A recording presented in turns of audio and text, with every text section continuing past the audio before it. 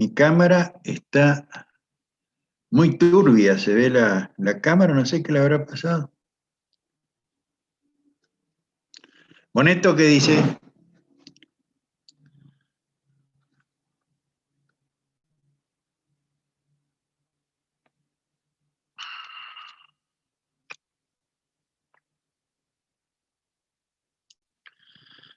¿Se escucha? ¿Janina? ¿Vanina? ¿Se escucha o no? ¿Se escucha? Sí. Bueno, ¿qué tal? Bueno, a ver, Lita, cuénteme cuál fue la última clase que dieron. Movimientos involuntarios, doctor. Movimientos involuntarios. ¿Esto fue ayer? Ayer sí. Bueno, ¿no tienen más teóricos? La ¿Terminaron semana los que viene es el teóricos? último. ¿Perdón? La semana que viene es el último, el martes. El martes 3. ¿Y cuándo tienen ERA?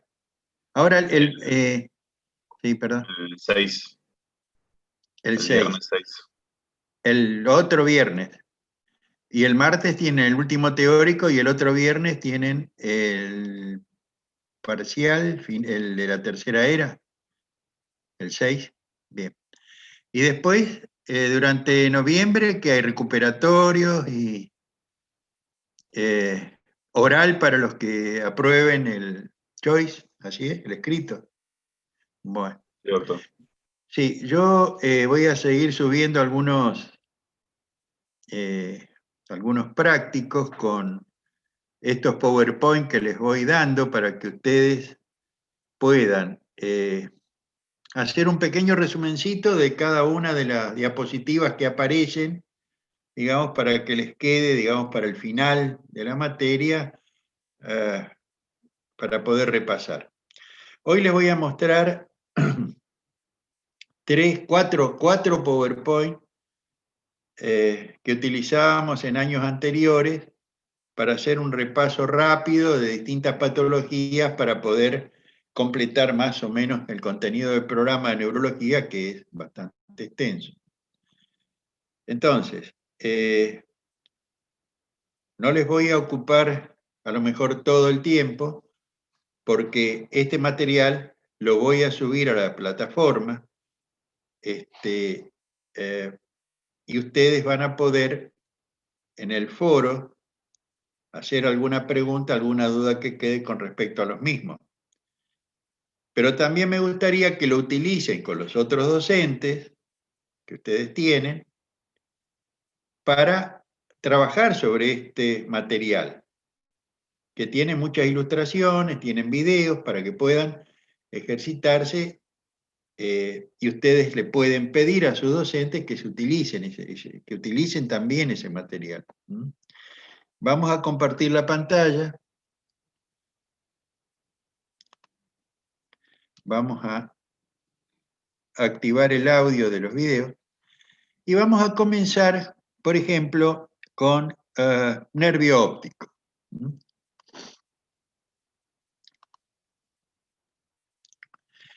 Creo que no lo vimos. Yo siempre me confundo lo que les muestro los lunes con los jueves. Esto no vimos, ¿no es cierto? El jueves pasado no lo hemos visto, nervio óptico. Bien.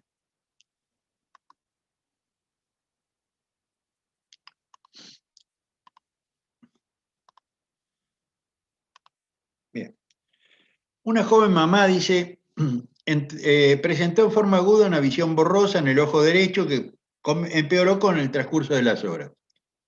Además del dolor que se exacerbaba con el movimiento al moverlo, y al examen se comprobó en el ojo derecho disminución de la agudeza visual, dificultad para distinguir los colores. Había un reflejo fotomotor y consensual disminuido. El fondo de ojo era normal y al cabo de 3 semanas normalizó la visión. Bueno, este trastorno corresponde a una neuritis óptica. La neuritis óptica es una inflamación del nervio óptico. Una causa reversible es una neuritis óptica de etiología viral. Tal es así que recuperó al cabo de 3 meses.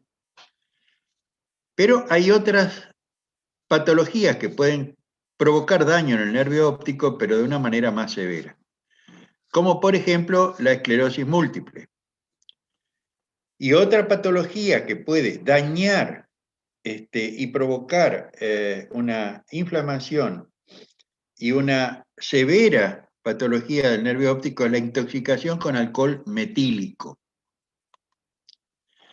Acá en esta diapositiva ustedes van a poder ver después distintas maneras de explorar el nervio óptico. Y la voy a pasar por alto porque justamente les subo el material para que ustedes puedan ver las distintas formas de explorar el nervio óptico. Como por ejemplo, el fondo de ojo, que es muy importante, la exploración del fondo de ojo, qué lesiones podemos ver en el fondo de ojo, y fundamentalmente en, digamos, la retinopatía hipertensiva, la retinopatía diabética.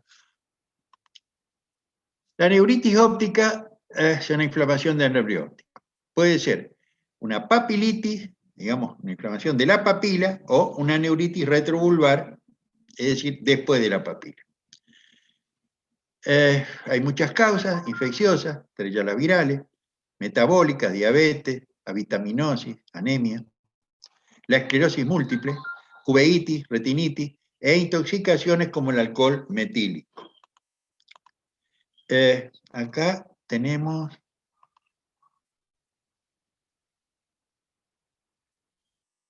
Visual Evoked Potentials, VEP. Potenciales evocados. Visual Evoked Potentials. Esto es una exploración que se efectúa para ver la indemnidad de la vía óptica. Consiste en emitir señales lumínicas en una pantalla de la computadora y mediante un registro encefalográfico con electrodos colocados a nivel de la calota, a measurable electrical eye retina. This stimulation occurs either through light flashes or a so-called checkerboard pattern with los conscious reversal. impulsos que se generan The a VEP partir del examination should estímulo always take visual. place with the patient sitting. Potenciales evocados visuales. Además de los visuales, existen potenciales evocados auditivos, que consiste en la emisión de sonidos y el registro de la percepción de los mismos a través de electrodos colocados en la calota. Y también los potenciales evocados sensitivos, somatosensitivos, que consiste en el registro electroencefalográfico de estímulos realizados a nivel periférico. Y es para estudiar, digamos, la conducción nerviosa. Los potenciales evocados somatosensitivos también son elementos como para detectar zonas o alteraciones desmielinizantes, como por ejemplo en la esclerosis múltiple. Entonces, los potenciales evocados, visuales, los auditivos y los somatosensoriales son elementos para estudiar las vías nerviosas. Acá vemos una resonancia donde nos muestra lesiones compatibles con esclerosis múltiple. Hay una alteración visual del nervio óptico y en una resonancia de cerebro se observan lesiones compatibles con esclerosis múltiple. La esclerosis múltiple no afecta solamente un territorio, como podría ser el nervio óptico, sino otros territorios. Una paciente de 25 años consulta por alteración aguda y persistente de la visión lateral, tanto a la derecha como a la izquierda. Se pone en evidencia al cruzar las bocacalles con su vehículo. Ya tuvo varios choques en el guardabarro delantero de un lado, del otro lado. No veía bien los autos que venían por un lado por otro lado. Le sacaron el carnet de conducir. Pero se fue al médico y el médico le indicó, primero hizo en el consultorio la exploración de ¿qué? ¿Qué tipo de exploración es esta? Del campo visual. Del campo visual.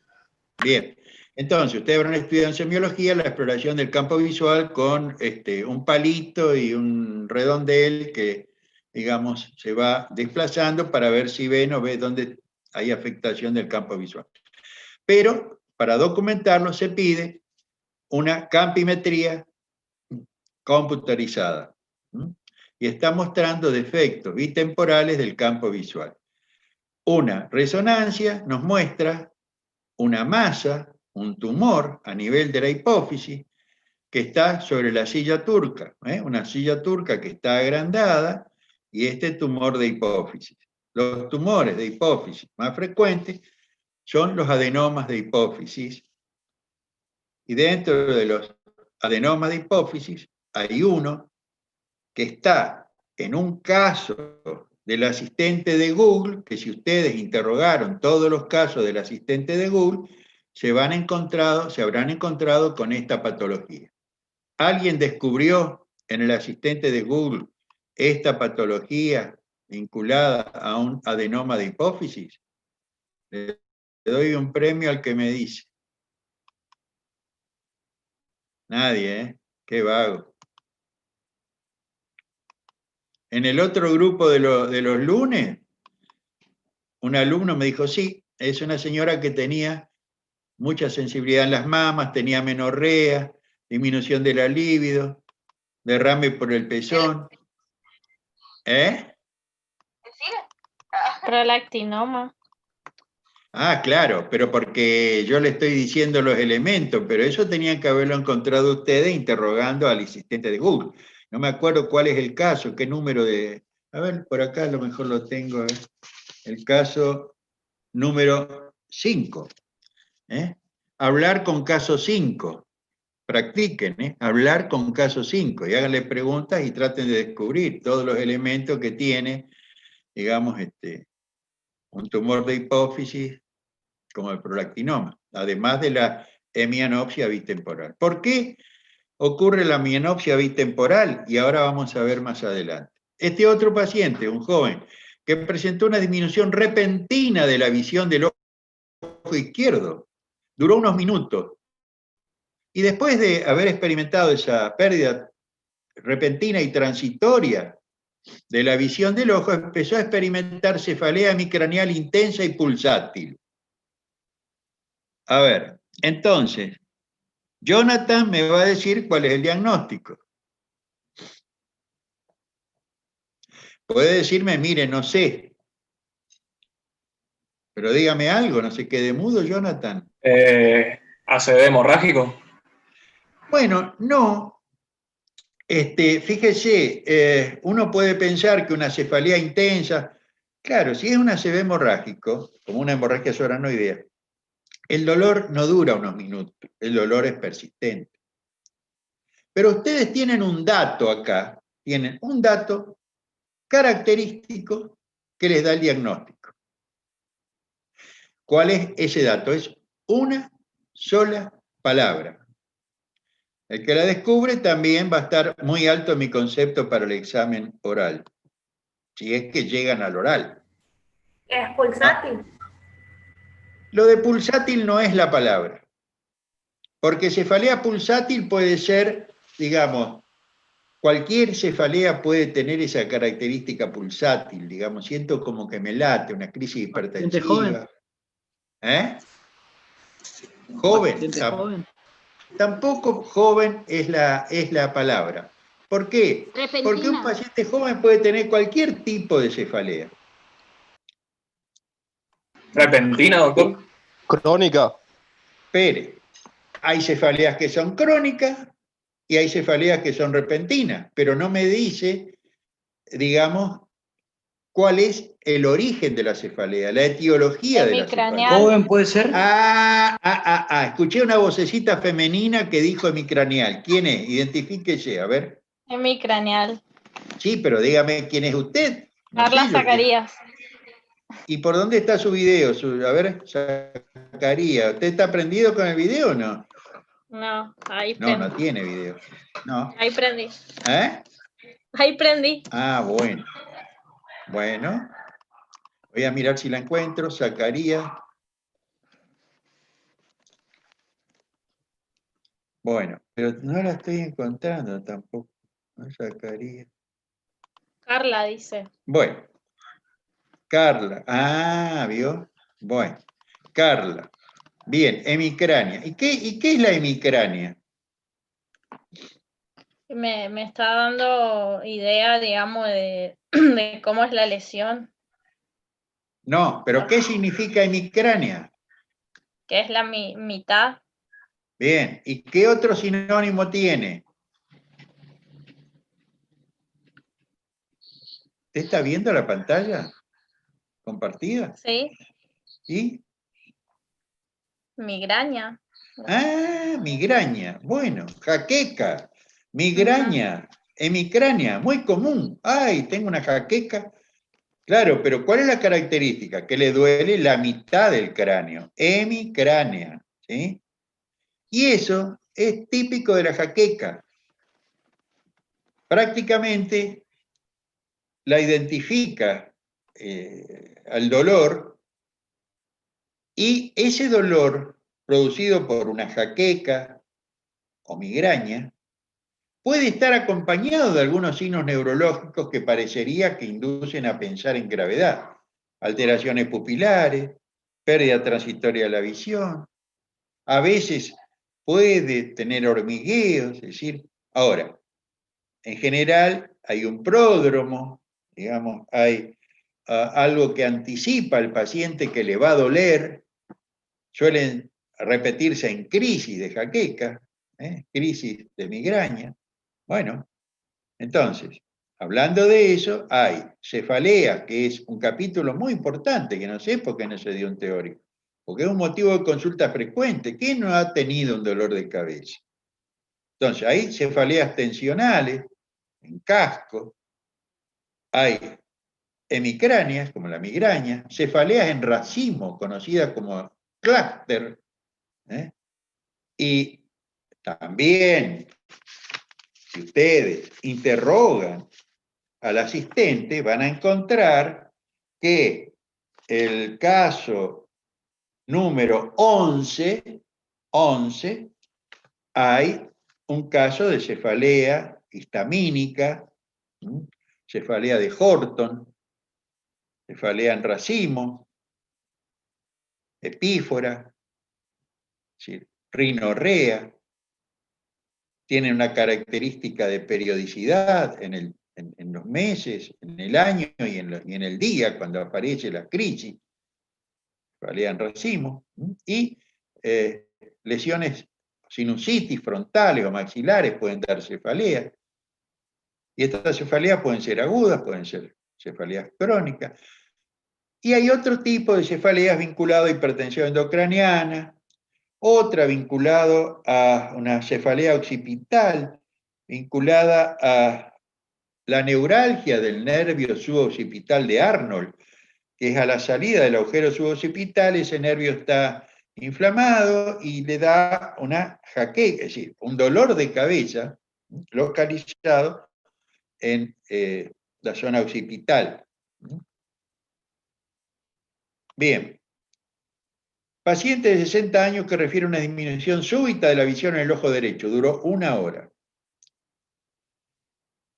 Es diabético, hipertenso. Tiene una válvula, una prótesis mitral desde hace 8 años. Y al examen se comprueba un pulso irregular. Hablando de pulso irregular, ustedes me van a decir un par de patologías donde se puede apreciar un pulso irregular.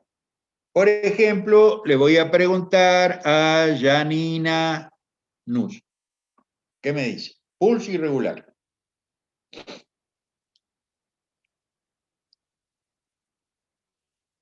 Janina. No, no me dice nada de un pulso irregular, no tiene nada para decir. Sí, tiene una arritmia, pero ¿qué arritmia puede causar un pulso irregular?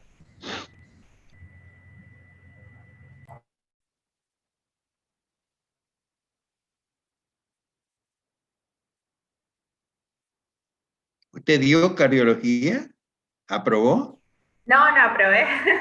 Ah, bueno, me parecía. A ver, Medeiro. Medeiro. un pulso irregular? Irregular. ¿Qué podría ser un pulso irregular? Una insuficiencia cardíaca. No. Fibrilación auricular, doctor. Sí. A ver, ¿quién contestó ahí? Esa voz masculina. Yo, doctor. Bueno, usted me dice yo, pero no sé quién soy yo, porque yo no veo todas las caras. Jonathan, doctor. Apenas veo. ¿Eh? Jonathan. Jonathan. Bien, Jonathan. Estos son, chicos, son cosas elementales. Cosas elementales, por más que no haya dado cardiología.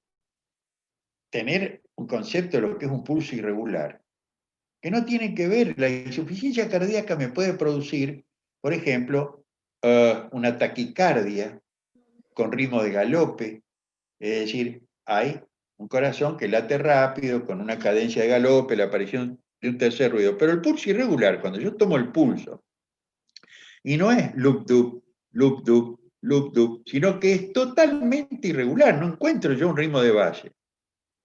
Fibrilación auricular, lo primero que pienso, se llama arritmia completa. Ahora, si hay un ritmo de base y de repente aparece uno adelantado, y esos son extrasístoles. Extrasístoles. Que me da un pulso irregular. Y hay que diferenciar lo que es una fibrilación auricular, una arritmia completa, donde no encuentro una cadencia de base, y aquella arritmia que hay una cadencia de base, pero hay muchos latidos, pocos o muchos latidos anticipados. Y no es un pulso permanentemente regular, sino que hay latidos anticipados y eso me da entonces un pulso irregular por extrasístoles, que pueden ser supraventriculares o ventriculares. Bien, entonces, este paciente tiene una disminución súbita de la visión, pero al cabo de una hora se recupera y tiene un pulso irregular, probablemente por fibrilación auricular, porque tiene una prótesis mitral, una prótesis mitral. Seguramente este enfermo ha tenido una patología pleural mitral, probablemente su aurícula izquierda esté agrandada, tiene una fibrilación, probablemente tenga qué cosa dentro de esa aurícula. Vamos, fácil. Una aurícula fibrilada. Un trombo. Un trombo. ¿Qué puede pasar con el trombo? Libera émbolo. Libera émbolo. Y si el émbolo va para el cerebro, ¿qué me produce? ACV. Un ACV. ¿De qué tipo? Isquémico transitorio. Isquémico. Bien. Y si no fue, y si fue para el cerebro, pero resulta que agarró una ramita ahí y se fue ¿para dónde? Para el ojo. ¿Qué me puede producir? Amaurosis. Y claro, es un accidente vascular, isquémico, que duró una hora nada más, como si fuera un día. Es una isquemia transitoria, pero en el ojo. Entonces, si uno mira el fondo de ojo, va a encontrar que hay una zona de interrupción de la circulación. Los mecanismos fibrinolíticos propios de la sangre hacen que se repermeabilice y recircule la sangre por ahí y recupera la visión. Ahí está el electrocardiograma de la fibrilación auricular. Y acá le hacemos un eco y encontramos el trombo en la aurícula derecha. Como todo tiene que ver con todo, ustedes acá ya tienen que estar sabiendo qué hacemos con un individuo que tiene una FA con respecto al tratamiento anticoagulante que él debe recibir. Cardioversión. Bueno, no. Eso depende de la antigüedad de la fibrilación, del tamaño de la aurícula. No siempre la cardioversión eléctrica va a responder. ¿Está? Entonces, lo primero es anticoagularlo y después ver si es pasible de cardioversión eléctrica o de cardioversión química, digamos medicamentosa, médica o eléctrica, o bien de dejarlo nomás anticoagulado. Depende de la antigüedad depende del tamaño de la aurícula. Hay varios factores para decidir si se hace o no cardioversión eléctrica. En las fibrilaciones agudas o de poca duración, ahí sí está indicada, digamos, previo descartar un trombo en la aurícula, es decir, ya mediante una ecocardio de superficie o transesofágica, descartado el trombo, uno puede hacer la cardioversión. Si hay un trombo hay que anticoagular, esperar y ver si realmente la indicación es adecuada, si el tamaño de la aurícula y el tiempo que lleva la fibrilación. Bueno, consulta dificultad para leer y debilidad en la pierna izquierda. Hay más de una zona afectada. En el examen se constata hemiparesia e hipertensión arterial. La agudeza visual y los reflejos pupilares son normales en ambos ojos. Mire cómo se inclina de costado para poder leer. Tiene una heminopsia homónima. Y hay una lesión occipital, un tumor, que está dando esa lesión. Entonces, cuando yo suba este PowerPoint, ustedes lo que tienen que hacer es identificar dónde está la lesión en el caso 1, dónde en el caso 2, dónde en el caso 3, en el 4 y en el 5. Hermoso ejercicio. Este otro tiene, bueno, un episodio de epistasis, disestesia en el labio superior, en la mejilla, en la frente. Notó visión doble al mirar a la izquierda. Al examen, las pupilas sin alteraciones y sin caída del párpado superior. El ojo derecho sin alteraciones. Hay imposibilidad de aducir el ojo izquierdo y diplopía al intentar hacerlo. Hipostesia en mi cara izquierda. Sensibilidad conservada en labio inferior y mentón. Yo no les voy a decir qué tiene. Ustedes con este examen neurológico y las alteraciones de la sensibilidad, este es el procedimiento que se hizo. Acá hay una franca imposibilidad de desviar el ojo a la izquierda. Para la derecha va bien. Para la izquierda este va bien, pero este no. Está comprometido el recto externo. Ustedes van a tener que determinar cuál es el par craneal afectado y cuál es también el par que me da los trastornos de sensibilidad descritos en el caso. Se hizo una biopsia endoscópica de un tumor de Caun. Acá está el tumor de Caun, la biopsia, la resonancia y un esquema para que ustedes indiquen cuáles son los pares afectados, de acuerdo a la semiología de la exploración de la sensibilidad. Bueno, este es otro caso donde tiene dificultad para desviar también para mirar hacia un lado. Esto lo van a ver cifra que se le elevó hace cuánto tiempo. Y me van a tener que contar también cuál es el defecto en este caso. Tiene como 15 días. Bueno, después, evaluación de las pupilas. Pupilas isocóricas, y son iguales, normales, 2 milímetros, miosis, midriasis y anisocoria. Y ahí cuando describan esta diapositiva, porque el trabajo va a ser describir cada diapositiva, tener una pequeña reseña de lo que vieron en cada diapositiva. ¿Está? Cuando hablen de pupilas mióticas, además de la intoxicación por órgano fosforado, droga, insolación, también tienen que decirme en qué sector, digamos, del tronco encefálico puede encontrarse pupilas puntiformes. Y además, qué droga. Lo mismo que midriasis. ¿En qué lesión del tronco se puede observar midriasis bilateral y qué drogas pueden dar esto? Y lo mismo con anisocoria. ¿Dónde, en qué sector del sistema nervioso central puede haber una lesión que me dé pupila con anisocoria? Esta pupila de Argyll-Robertson se ve poco hoy día, antes se veía mucho, una sífilis terciaria o neurosífilis. Me van a contar algo de esto. Bien. Ahí terminamos este PowerPoint. Bien. Nos seguimos viendo. Ahora los estoy viendo. Algunos siguen con videos apagados. Yo creo que se van a jorobar porque los rostros que yo recuerde van a decir, me siguieron en los Zoom, ¿eh? Y esto que no lo identifico, bueno, voy a ser un poco más severo, digamos. Así que, bueno, ¿ves? Ahí todo ya está aprendiendo, mira.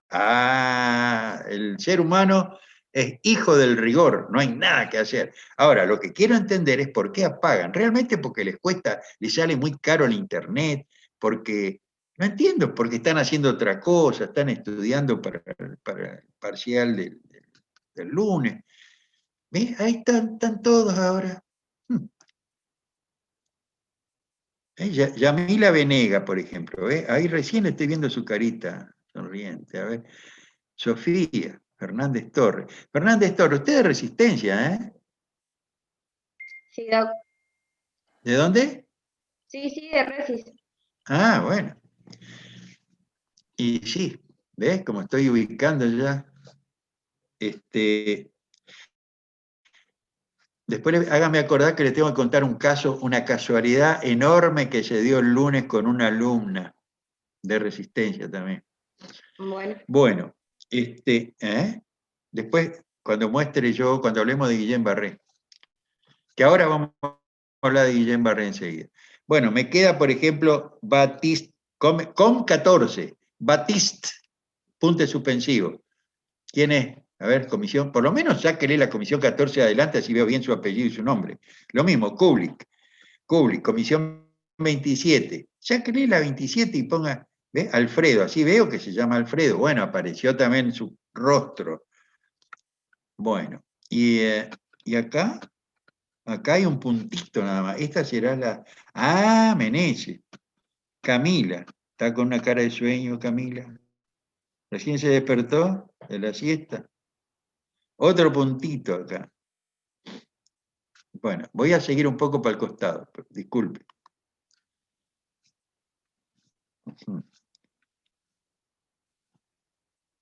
Higgin, Tomás.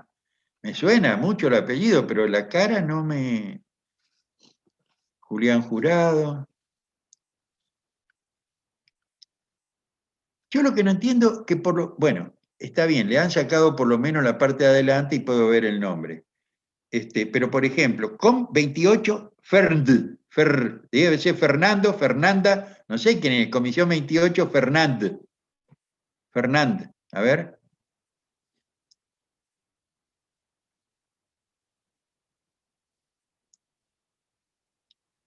¿Y?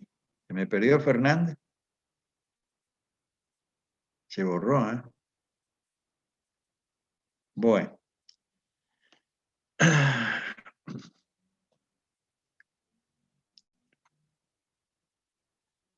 Y Noelia dejó una foto, no importa, pero por lo menos Cabral, por lo menos dejen la foto si no quieren, si no quieren gastar video, no sé qué problema tienen con el video, dejen una foto al menos. Bueno, vamos a seguir. Vamos a seguir, voy a compartir pantalla y vamos a hablar de esto.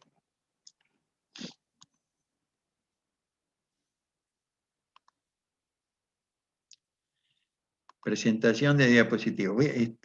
Voy a asegurarme. Me tienen que decir si no se escucha el audio del video después, porque no sé si cada vez que comparto pantalla tengo que volver a activar el audio. Bueno, presentación desde el principio. Dice Guillén Barré, pero en realidad hay otros casos también. Bueno, yo no les voy a contar todo porque tengo 2 PowerPoint más y ya son las 9 menos 20. Les muestro el contenido, en algunos me voy a detener más y en otros lo introduzco para que ustedes, digamos, después lo miran cuando yo lo suba a la plataforma. Creo que ya lo subí hoy, no sé si lo habilité para que lo vean o no. Esta es una chica que tuvo un Guillén Barré, cuenta su historia. En fotos, va mostrando las fotos, digamos, del hospital. Tuvo 45 días. Ahí está.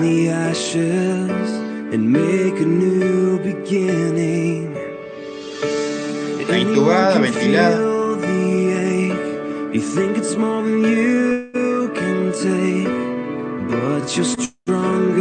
Bueno, está en inglés, pero se entiende. Y va contando su historia, digamos, desde cuando estaba ventilada, cuando empieza a mejorar, la rehabilitación, bueno. No todos los cuadros de Guillain-Barré tienen la misma gravedad. Los que son graves es aquellos que presentan lo que se llama parálisis ascendente del Landerí, que comienza siempre el Guillain-Barré en forma distal, en general toma los miembros inferiores, la parálisis va ascendiendo hasta que toma los músculos respiratorios y produce una incapacidad ventilatoria. Cuando hay una incapacidad ventilatoria, tenemos alteraciones en los gases sanguíneos. Hay un aumento de la CO2 y una disminución de la PO2. Una disminución de la PO2 que puede provocar arritmia, ser letal, digamos, el individuo termina con óbito si no se lo trata. Antes estos pacientes morían. Hace 50 años atrás, 60, vamos a poner, a ver, 60, 70 años, 60, estos pacientes se morían. ¿Por qué?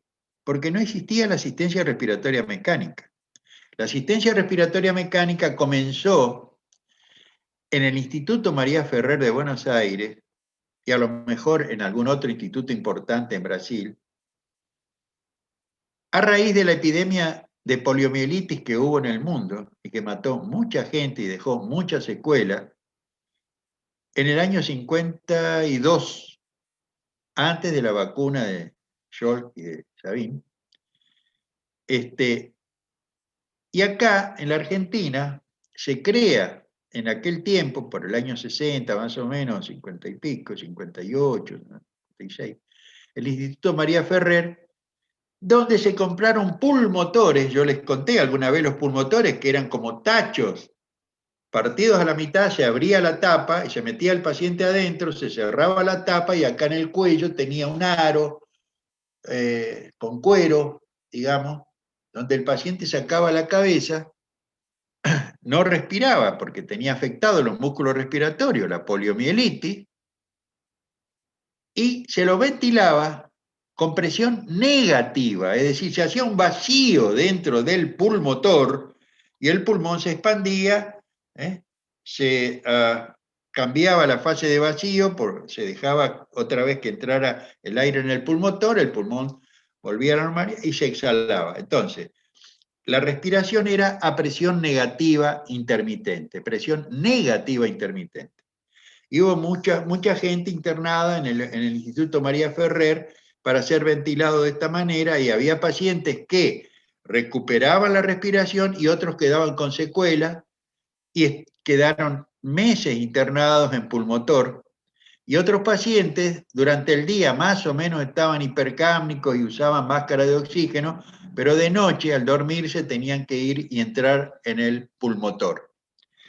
Hasta que empiezan los primeros respiradores a presión positiva intermitente. Presión positiva. Se los intuba y se los ventila, los que ustedes conocen ahora. Los primeros, en el año 70, 68, en Córdoba se empieza a fabricar los Neumoven, y se importaban algunos Electron, el Bennett, respiradores pero claro, en el año 70 no sabíamos en todos lados ventilar pacientes, ni había respiradores, solamente en el Instituto María Ferrer. Bueno, ahí fuimos a aprender, y desde el 70, 71 para adelante, y empezaron a proliferar las salas de terapia intensiva, y la gente, los médicos empezaron, los terapistas se formaron, y si no había residencia, se formaron un poco a los ponchazos, a manejar los respiradores, hasta que aparece después la residencia de terapia intensiva en el año 79 en el Hospital Escuela de Corrientes, y algunos cursos y en otros lados, y bueno, y empieza a cambiar la historia de muchas patologías que antes se morían, como por ejemplo el Guillain-Barré grave. ¿Tá? Bien. Por supuesto que la asistencia respiratoria prolongada conlleva el riesgo de neumonías. Por eso son prolongadas los cuadros hasta que se recupera el paciente y empieza a poder ventilar solo. Bueno, acá cuenta esa historia.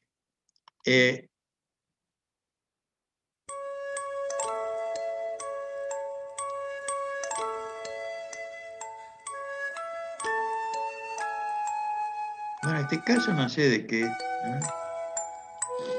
¿Y tiene tratamiento de la causa o no? No, no se conoce, no tiene. A ver, el Guillain-Barré se piensa que puede tener una etiología infecciosa o inmunoalérgica, no está claro, no. Los tratamientos van desde la plasmaféresis, pero en general, cuando se instala el cuadro y llega a la parálisis respiratoria, hay que ventilarlo. Bueno, acá se ¿Cómo muestra una revierte función. esta paciente sería si no hay un ¿Cómo? tratamiento Espontánea. del problema? Espontáneo. ¿Cómo revierte? Espontáneo. Revierte, claro. Revierte espontáneamente. ¿Está? Doctor, ¿y Es decir, el tratamiento no sería por inmunoglobulina o plasmaferesis en el Guillain-Barré? sí, por eso dije, la plasmaféresis y la inmunoglobulina están indicadas, ¿sí? Pero cuando se llega a la afectación de los músculos respiratorios, ¿sí? La plasmaféresis y la inmunoglobulina pueden no ser efectivas. El paciente tiene que ser ventilado. ¿Está? Pueden coadyuvar la inmunoglobulina y la plasmaféresis, pueden llegar a ayudar, pero no son curativas.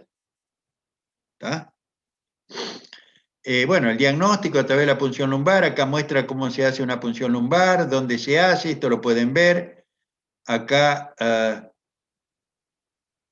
bueno, acá muestra la anatomía y las distintas capas para llegar a hacer la punción.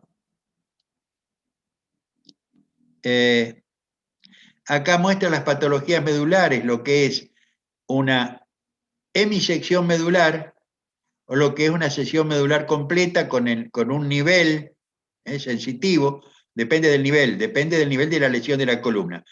Las lesiones medulares o las secciones medulares ocurren en traumatismos provocados por accidentes. Hoy día se ven los accidentes, quedan parapléjicos. Hay individuos que quedan tetraplégicos si el nivel de la lesión es en columna cervical alta. Y esto se ve en aquellos individuos que se tiran de cabeza al río y abajo hay una piedra. Esto es bastante frecuente, hay gente imprudente que se tira sin saber que allá abajo hay algo, y los accidentes de tránsito. Bueno, acá les voy a contar entonces, hablando de parálisis ascendente, de Guillain-Barré, les cuento una anécdota que conté el lunes. En el año 75 se inaugura, es decir, en el hospital Perrando de Resistencia, un viejo hospital de varias hectáreas, eran todos pabellones. En la zona central había dos salas, eran dos salas de cirugía, y se transformó en el año 75 con el advenimiento del Sistema Nacional Integrado de Salud. Yo fui, con mi esposa fuimos adscriptos de la Presidencia de la Nación, estábamos en Policlínico Evita de Lanús, nos adscriben a la Presidencia de la Nación para que la Nación derive dos agentes nacionales como nosotros a la provincia del Chaco. ¿Para qué? Para poner en marcha la sala de terapia intensiva que estaba construida pero que no funcionaba.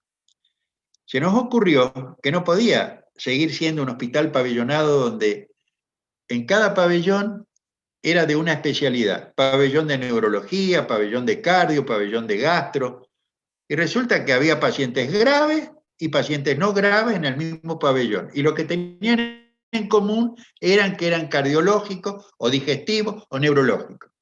Entonces dijimos, no, los pacientes no tienen que estar separados por el órgano o la especialidad, tienen que estar separados por la gravedad de la patología. Entonces, había pacientes, por ejemplo, en el pabellón de neumonología, pacientes con un cáncer de pulmón que estaban respirando bien todavía, sí, pacientes con una neumonía no complicada y pacientes con insuficiencia respiratoria. Entonces, con el advenimiento de la terapia intensiva, se diseña el primer hospital por cuidados progresivos en Latinoamérica. Hospital Perrando, 1975. Estas historias no están escritas, quedan en el olvido. Algún día a lo mejor podemos escribir algo, pero era una cuestión de sentido común. No había muchas experiencias en el mundo sobre organización de hospitales por cuidados progresivos. Pero se nos ocurrió que el diseño arquitectónico del hospital se prestaba para eso. En los pabellones quedaban los pacientes que no requerían mayores cuidados de enfermería ni cuidado médico. Y los pabellones empezaron a ser usados por cualquier patología que no necesitara de cuidados intermedios o cuidados intensivos. Entonces, hasta ese momento, por ejemplo, en el pabellón de urología había camas disponibles y en cardiología no. Como no había disponibilidad en cardiología, el paciente no era internado. Era enviado a un sanatorio o a su lugar de origen. Desde ese momento, el paciente ocupaba una cama en cualquiera de los pabellones donde hubiera una cama libre. Y los médicos especialistas tenían un listadito para ir y recorrer el hospital y ver dónde habían pacientes urológicos internados. No estaban agrupados por patología, por especialidad, sino por el grado de cuidado. ¿Tá? Entonces, en la sala 1 y 2, que era, digamos, el acceso principal al hospital, se creó la sala de cuidados intermedios quirúrgicas e intermedias clínicas. Y era el único sector del hospital donde había pasillos que llevaban a los quirófanos de urgencia, cirugía programada, terapia intensiva. Entonces, al entrar había un gran espacio central que lo denominamos sala, digamos, de primera visión o primer triaje del paciente. Es decir, el paciente ingresaba ahí y para decidir si iba a cuidado intermedio o cuidado intensivo. Era un shock room prácticamente, donde había un equipo portátil de rayos para hacer la radiología de urgencia, un laboratorio de urgencia, distinto al laboratorio central.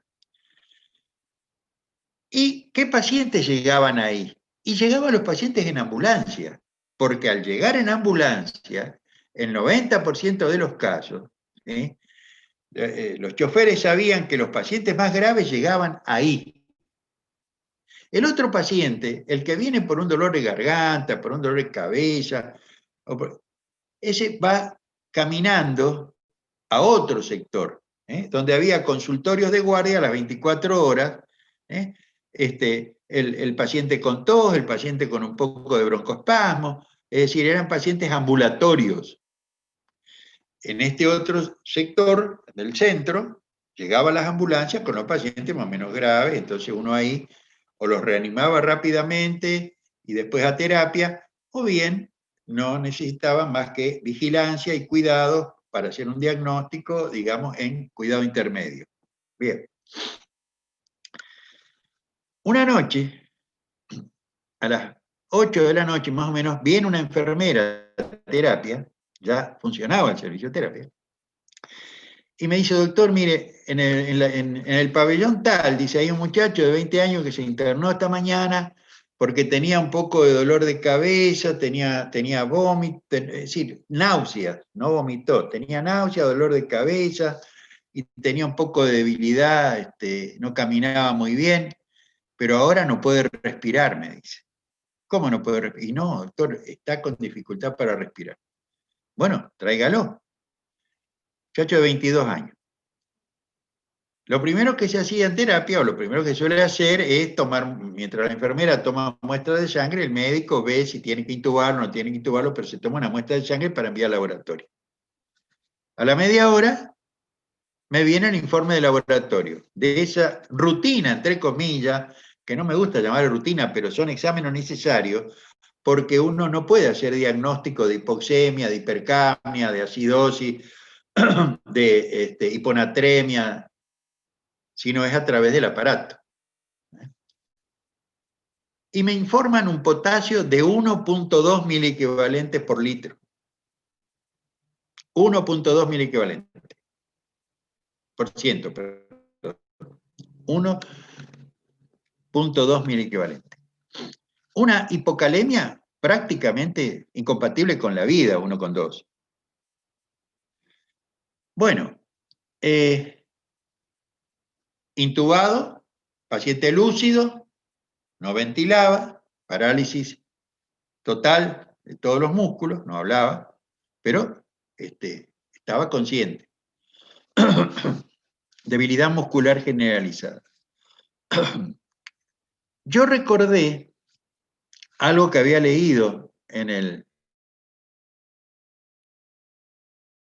los libros de clínica escuela de Farreras, nada más que Farreras son 2 tomitos, así creo. Pedro Ponce eran 6 tomos así de gordos, donde estaban todas las enfermedades habidas y por haber, con nombres propios, es decir, la variante tal de tal cosa, es decir, que realmente era muy ilustrativo, digamos, conocer todo eso, pero eran enfermedades raras que uno nunca los iba a ver en la vida y además los tratamientos eran muy escasos, digamos, era muy poca la terapéutica que se manejaba hace 50 años.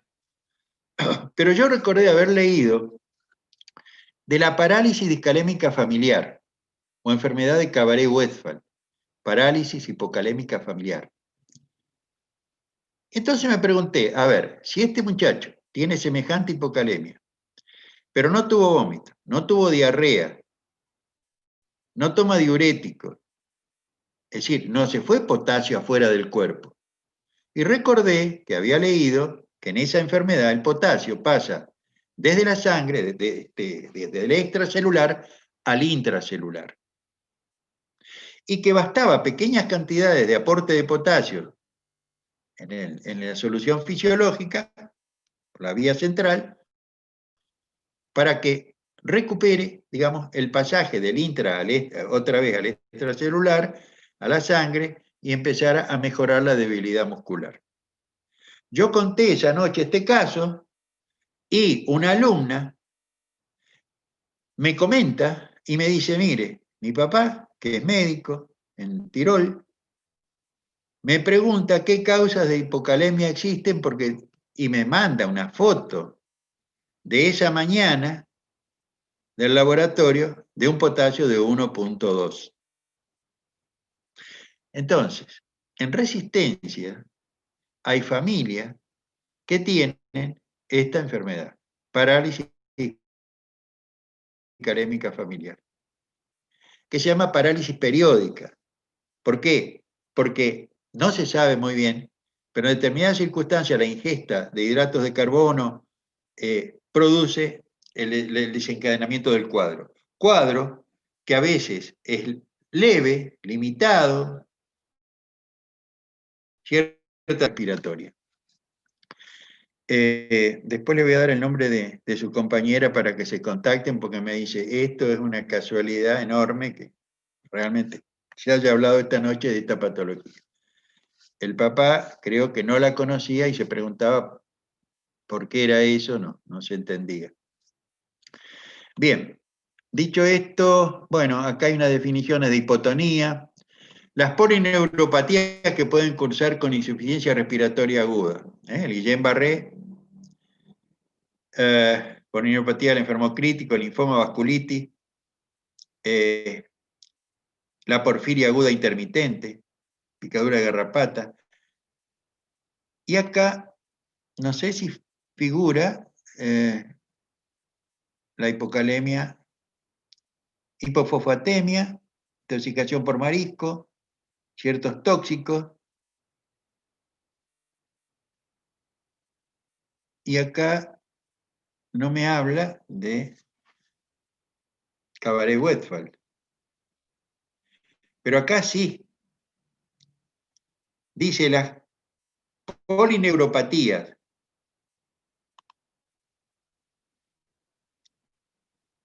Y acá las enfermedades del músculo. Hace una diferencia entre las polineuropatías, es decir, que toman más de una raíz nerviosa y que el problema está en los nervios, en la alteración de los nervios, que pueden llegar a afectación de los músculos respiratorios e insuficiencia respiratoria aguda. Y acá están las causas. Es bueno conocer esto. Aunque no sea frecuente, justamente lo que distingue a un médico de otro es la información que lleva registrada, que por lo menos sintió nombrar la entidad y piensa como diagnóstico diferencial si no encuentra la causa. Si no es evidente, tiene que pensar en otros diagnósticos. Pero también esta afectación digamos respiratoria, puede estar dada por alteraciones de la unión neuromuscular que pueden ocasionar insuficiencia respiratoria. Y las alteraciones en la placa neuromuscular es la miastenia, el botulismo, la hipermagnesemia, picadura de serpiente, intoxicación por órgano fosforado, alteración en la placa. Y otras que afectan directamente al músculo, ¿sí?, que pueden ocasionar. Y es la hipopotasemia, la hiperpotasemia, las parálisis periódicas hereditarias y adquiridas, como el Cabaret-Westphal, la rabdomiólisis, la intoxicación por bario.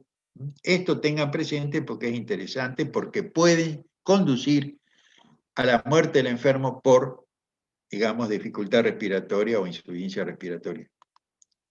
Bueno, acá vemos otro caso.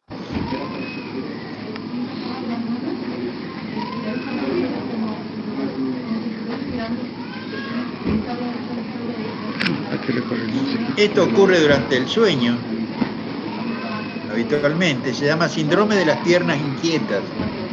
Síndrome de las piernas inquietas. Suele estar provocado por una polineuropatía, una polineuritis también, que determina sensaciones desagradables durante el sueño que hacen que el paciente, digamos, tenga despertares y mueva sus piernas tratando de aliviar esa molestia.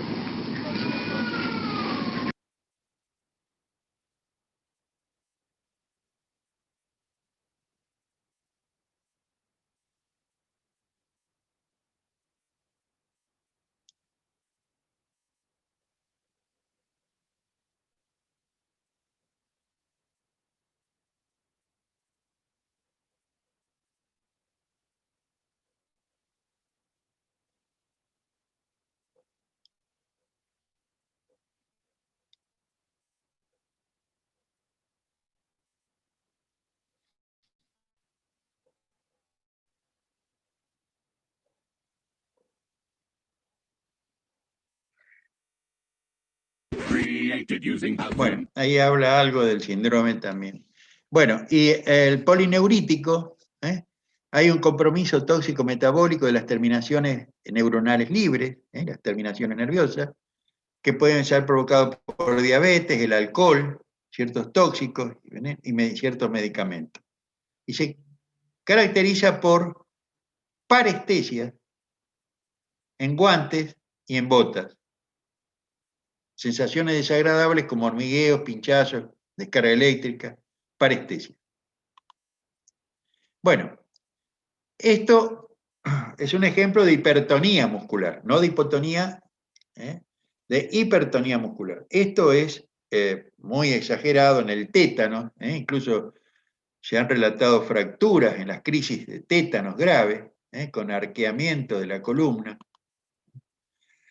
Y hay cuadros de rigidez muscular generalizada, como por ejemplo el tétanos grave, pero también hay intoxicación por estricnina, la rabia, ciertas encefalitis, Hiperventilaciones por ataques de histeria. Hay contractura y rigidez muscular en la hiperventilación por ataque de histeria.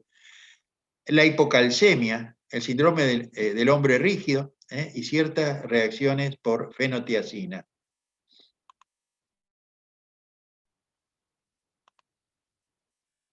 Tétano generalizado. Contracción de los músculos, rigidez.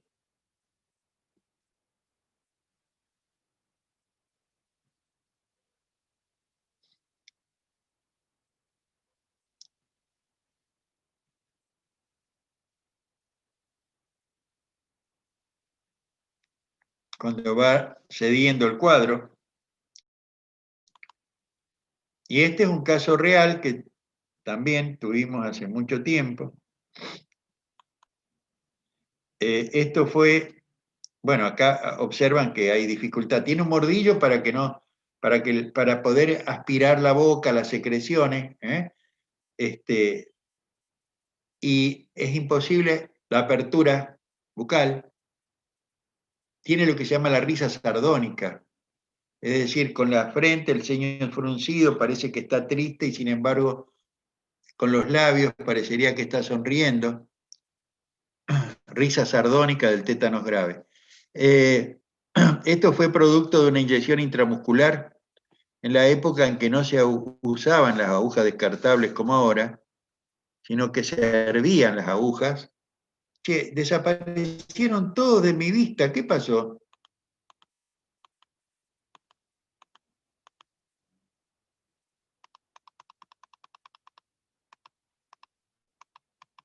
Los estoy buscando y ahora aparecieron otra vez.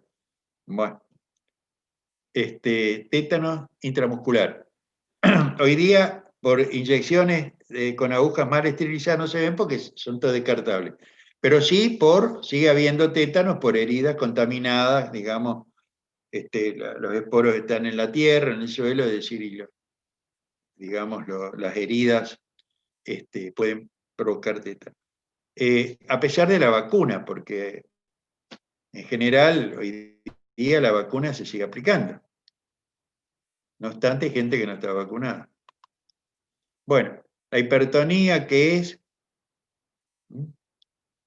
rigidez, espasticidad, la clasificación, las que aparecen por lesiones de la neurona motora superior y la neurona motora inferior, la diferencia que existe entre la lesión de la primera y la segunda motoneurona,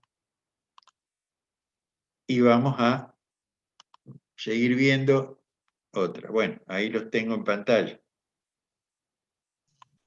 Doctor, una pregunta. Dos. ¿Cuál sería el tratamiento o algo así cuando viene un paciente que tiene ese síndrome polineuropático? Es difícil. Lo primero es tratar la causa. Si es alcoholista, dejar el alcohol. Usted dice las polineuropatías sensitivas. ¿Sí? Bien. Es bastante frecuente. Lo primero es dejar el alcohol. Lo segundo es tratar su diabetes. Es decir, ver si está haciendo un tratamiento correcto o no. Lo tercero es ver si no hay un déficit de vitamina B. ¿Sí? O hay algún fármaco o tóxico que se puede identificar.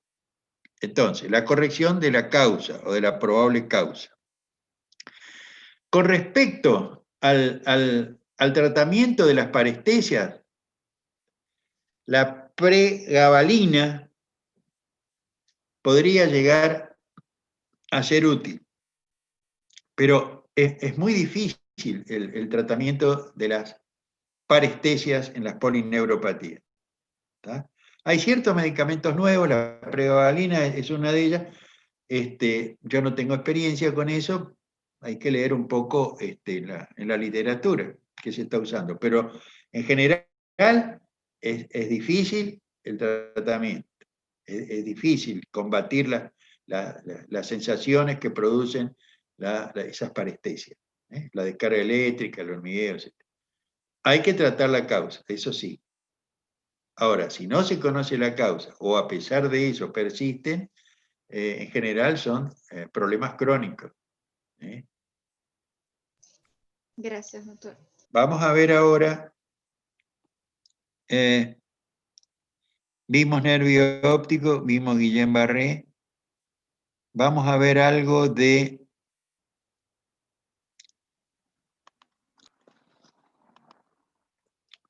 movimientos involuntarios y Parkinson. Entonces, ahí vamos a ver si ustedes pueden identificar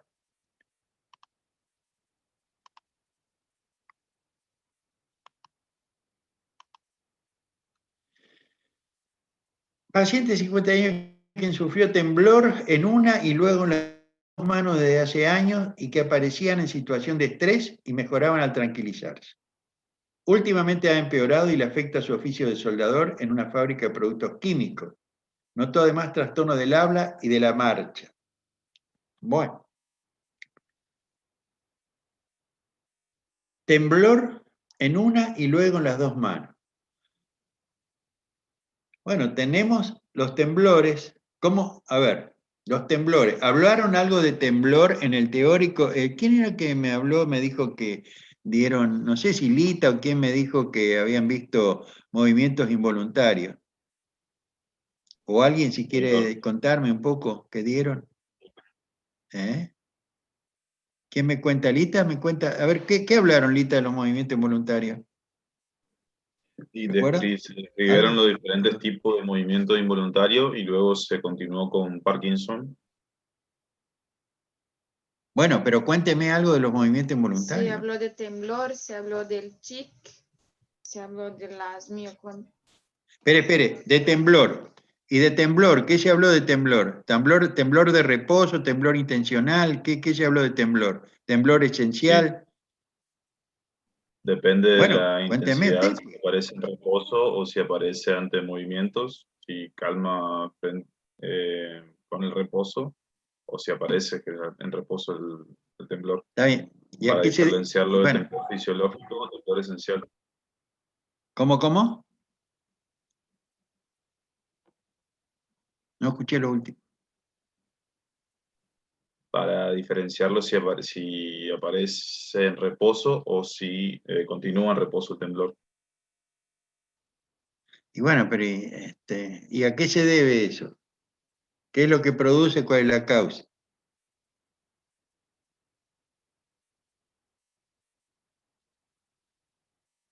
Hey, alguien. Cáceres, por ejemplo, ¿qué me dice Ezequiel o Marina? A ver.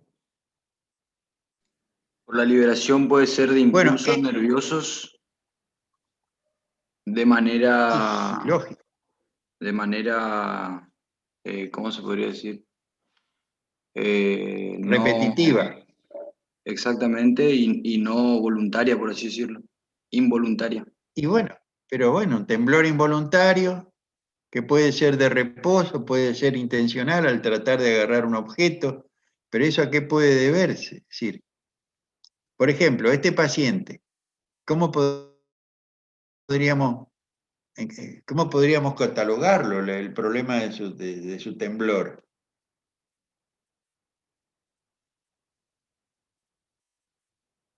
Bueno, acá, por ejemplo, dice trabaja en una fábrica de productos químicos. Hay ciertos tóxicos que pueden dar alteraciones, digamos, extrapiramidales que pueden dar lugar a temblores.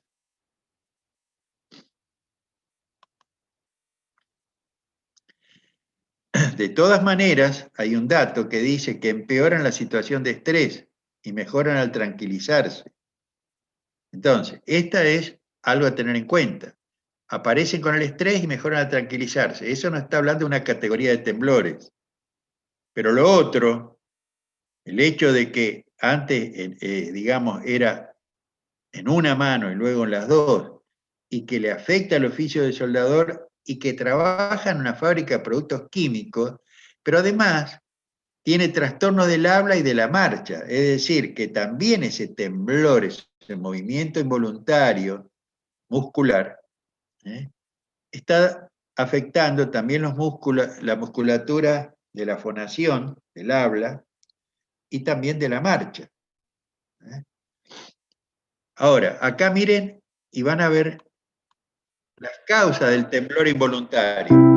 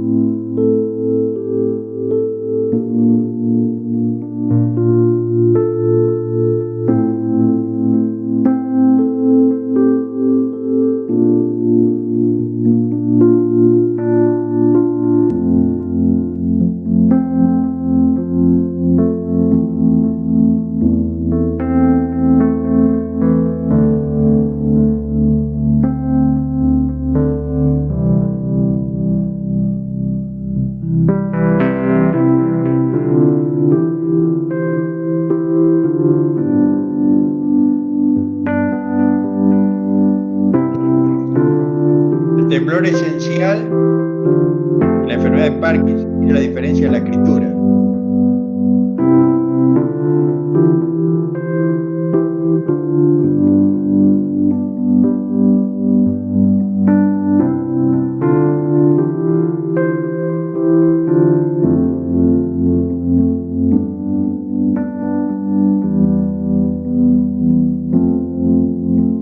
Esto puede ayudar .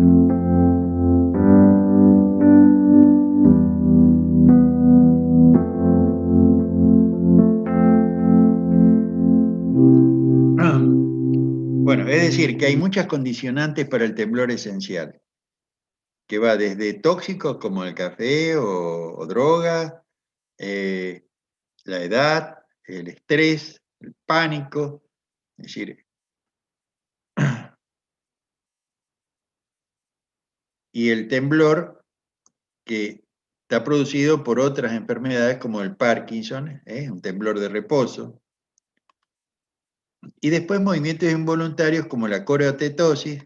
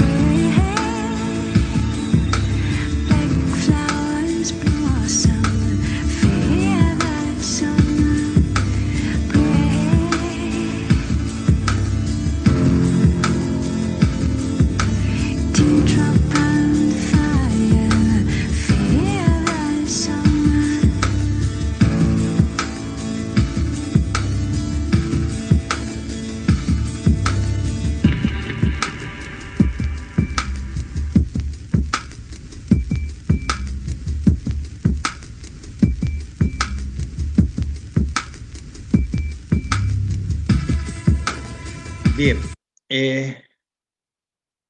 Bueno, esto es el Parkinson.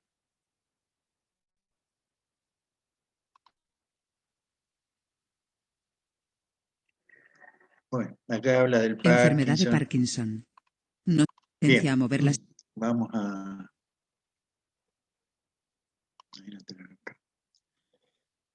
Bueno, vamos a ver el último.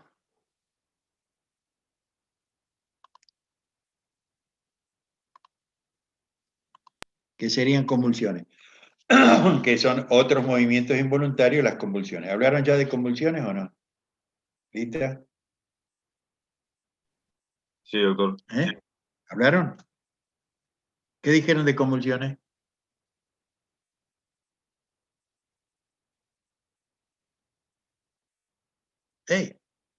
Alzheimer. ¿Hablaron de Alzheimer hiperagudo de los alumnos de quinto? Sí, ella se ríe, Marina. Sí, Háblame de... Hablamos ¿Y qué dijeron? de convulsiones y de epilepsias. ¿Cuándo? ¿Ahora, esta semana? Alzheimer, creo que sí. Semana pasada, doctor. Eso. La semana pasada. Bien. Y, Marina, ¿sí? ¿Qué es la epilepsia? Es un trastorno neurológico que tiene diversas etiologías. Puede tener diversas. Está caracterizado principalmente por tener... A ver, ¿le quedó como concepto que la epilepsia puede tener diversas etiologías? ¿Así es la cosa? Y el mío sí. ¿Usted qué opina? ¿Qué dice, Lita? Sí, doctor, que puede tener diversas etiologías. La epilepsia. Claro, lo que pasa es que hay una confusión de términos, porque Doctor, le llaman epilepsia, convulsiones. a las convulsiones le llaman epilepsia, a todas las convulsiones le llaman epilepsia. No es así, miren. Yo no quiero contradecir ni quiero saber quién les dio la clase esa clase.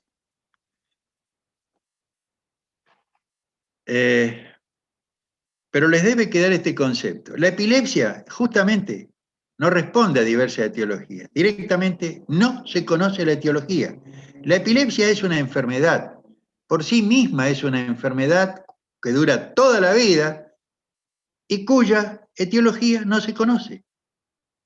Y que es característica su comienzo antes de los 20 años, en la adolescencia, alrededor de los 16, 17 años, la primera crisis. Y las crisis suelen ser crisis de gran mal, es decir, crisis convulsivas, tónico-clónicas generalizadas,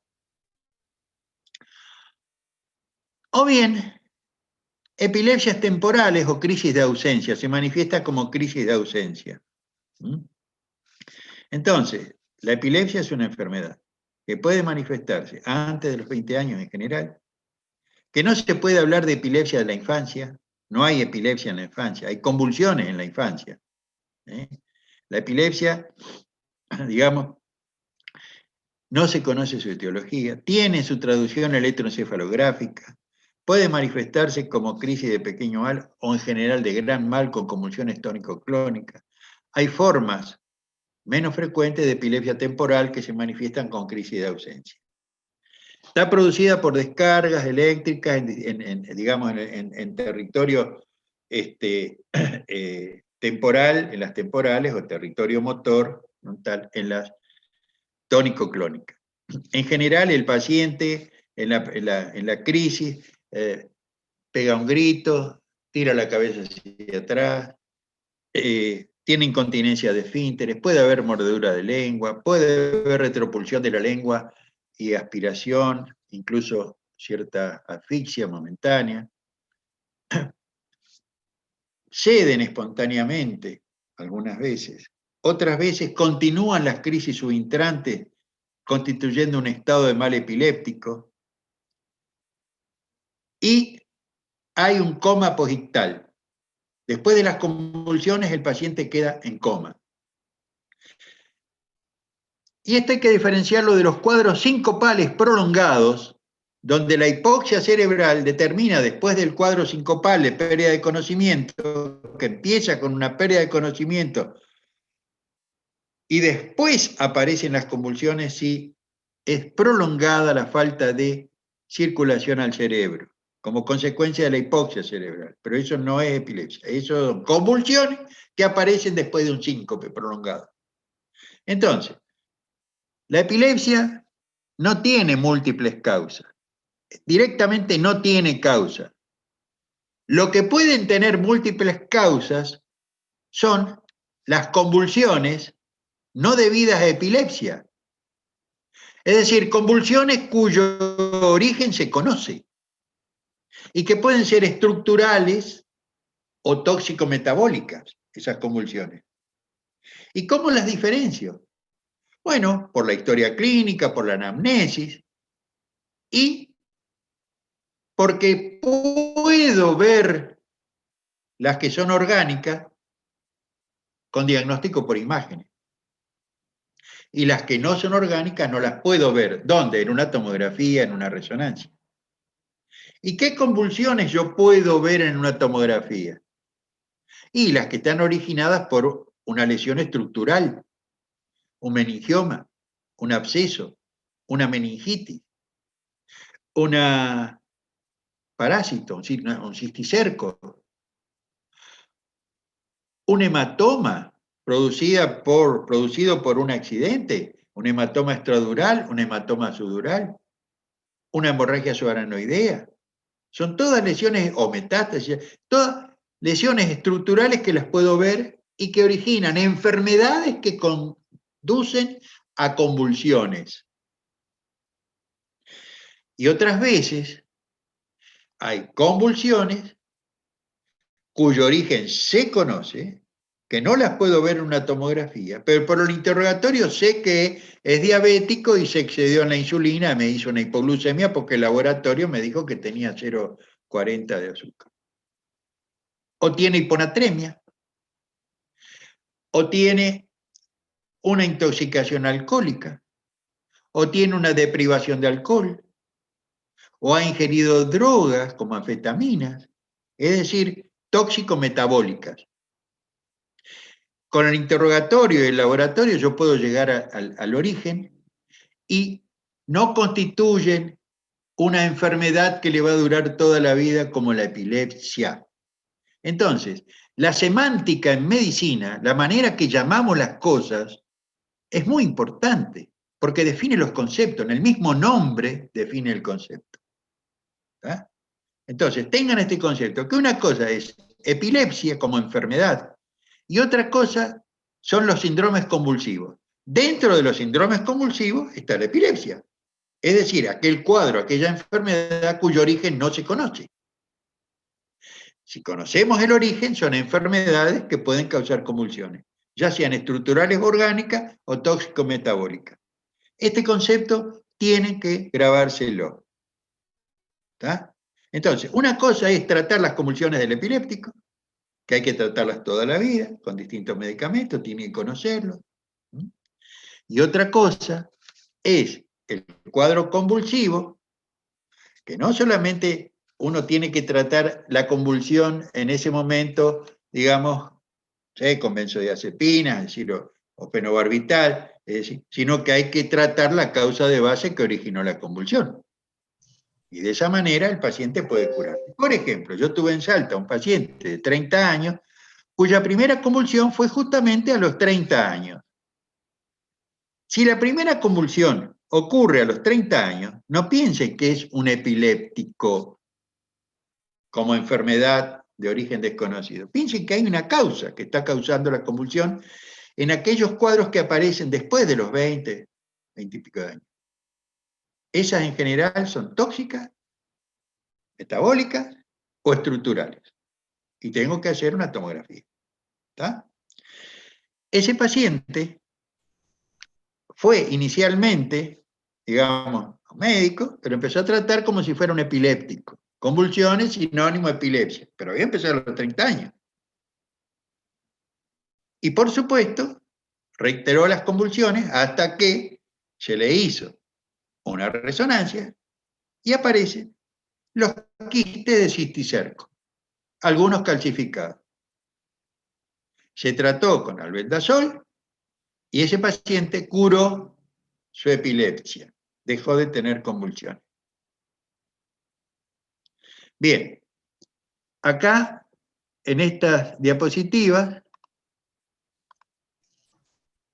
Doctor, otra duda. Otra duda.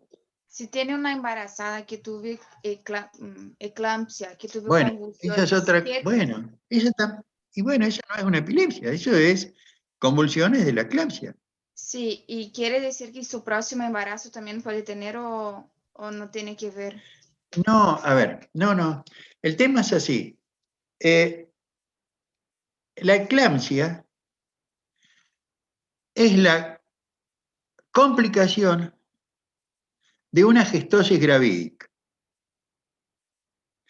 Dentro de las patologías, digamos, del embarazo, está la gestosis gravídica, que se da en el tercer trimestre del embarazo y se caracteriza por un aumento de peso, edema, retención de líquido, hipertensión arterial. Y pueden tener entonces albuminuria. En algunos casos, a esto se le llama preeclampsia, como si todos estos cuadros fueran a terminar con convulsiones. Si son tratadas en este periodo, no llegan a tener convulsiones. Entonces, llamarle preeclampsia, y bueno, el término correcto sería una gestosis gravídica. Cuando aparecen convulsiones es una eclampsia. Lo mismo pasa con el presíncope y el síncope. El presíncope son sensaciones que pueden anteceder a un cuadro de pérdida de conocimiento, o no. Entonces, así como existe el cuadro de presíncope y síncope, preeclampsia y eclampsia. Bueno, cuando aparecen convulsiones, eclampsia. Entonces, ¿cómo se trata eso? Y bueno, ustedes habrán estudiado que eso constituye una emergencia hipertensiva, ¿sí? Porque tiene manifestaciones neurológicas, que son las convulsiones. Entonces, tiene el tratamiento específico de la hipertensión y tienen un tratamiento de las convulsiones. Sulfato de magnesio en las convulsiones. ¿Ah? ¿Recuerdan cuál es el antihipertensivo? Alfa-metildopa. ¿Ve? Ahí está el otro concepto equivocado que se vienen arrastrando.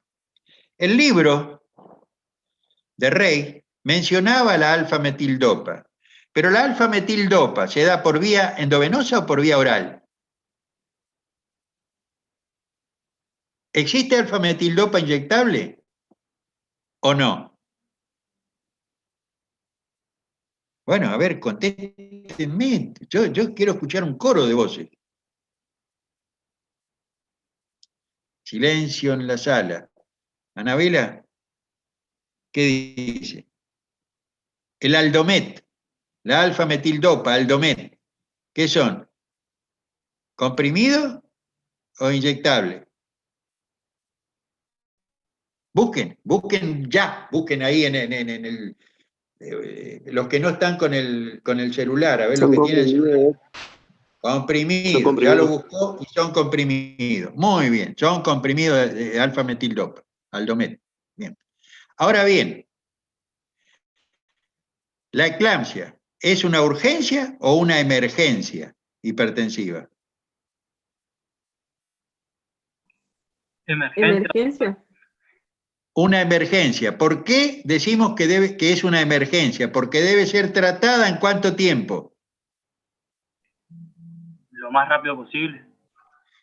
Sí, lo más rápido posible dentro del lapso de 1 hora sin bajarle la presión en 2 minutos, porque se va bajando, en un lapso se va reduciendo la tensión arterial. ¿Y usted cree que con un comprimido oral en el lapso de minutos vamos a reducir la presión arterial? No. Entonces, el tratamiento debe ser inyectable, por eso no alfa-metildopa.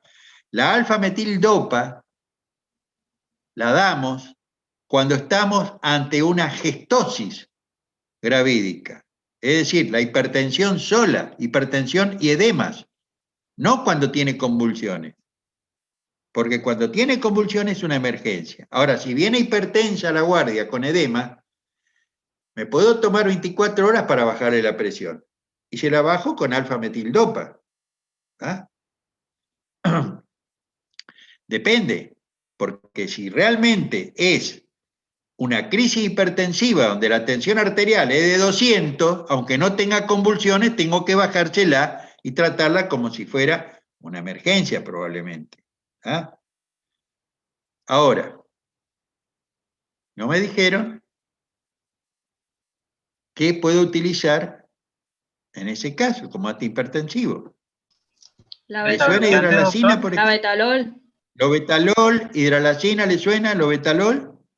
Sí. Bueno, entonces, señores, cuando estudiamos esto, tenemos que repasar lo anterior, porque si olvidamos lo anterior, estamos actuando como Jack, el de Londres. Ah, ya pasó la era de cardio, ahora estamos en otra cosa. No, señores, hay que arrastrar todo lo anterior. La fisiopatología, la semiología, es duro, pero es así. La terapéutica, las eras anteriores, todo. La medicina del individuo es todo. Ahora, para poder, digamos, avanzar, es necesario que ustedes puedan determinar qué es lo útil para el examen y qué es lo útil para ser médico.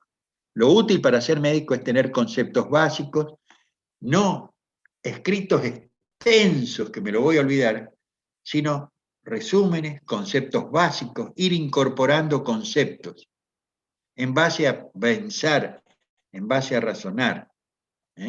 Esto del tratamiento de la emergencia hipertensiva tiene que ser fruto del razonamiento y decir, pucha, sí, ¿qué es el alfa-metildopa? Si he estudiado un poco qué es el alfa-metildopa, me doy cuenta que hay comprimidos y hay inyectables para tratar. Si se trata de una emergencia, no puedo dar por vía oral algo que va a tardar. Tengo que estar razonando, sale. Bien. Vamos a seguir, a ver.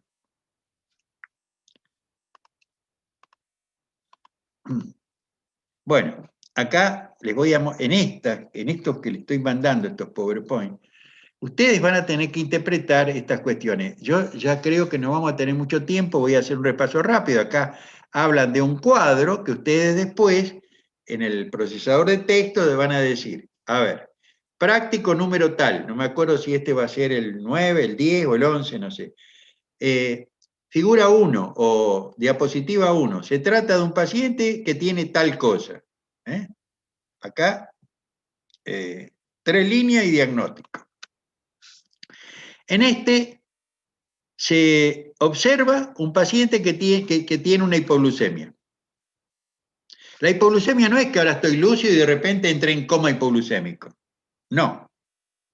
En la hipoglucemia hay una fase donde se descarga catecolamina. ¿Para qué se descarga catecolamina? Para liberar depósitos de glucógeno.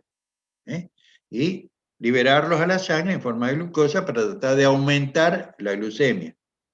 Y esa descarga de energía me provoca, digamos, un estado de excitación, de agresión incluso. Y después entra el paciente en un sopor, dificultad para comunicarse, hasta que profundiza, digamos, la depresión del sensorio.